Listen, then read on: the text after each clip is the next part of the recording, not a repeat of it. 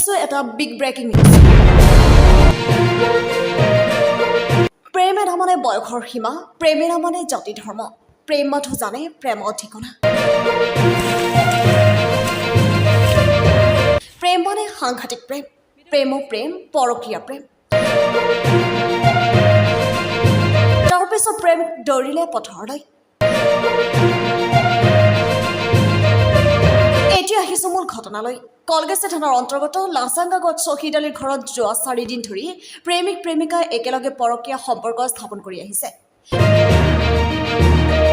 জানিব পৰা মতে যুৱকজনৰ ঘৰত পত্নী আৰু ল'ৰা সন্তান আছে ছোৱালীজনৰ স্বামীৰ লগতে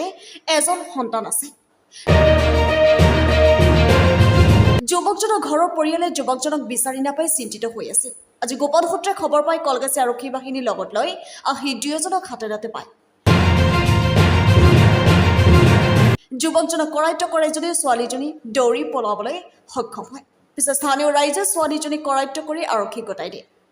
নিউজ ডেস্ক ৰিপৰ্ট টাইম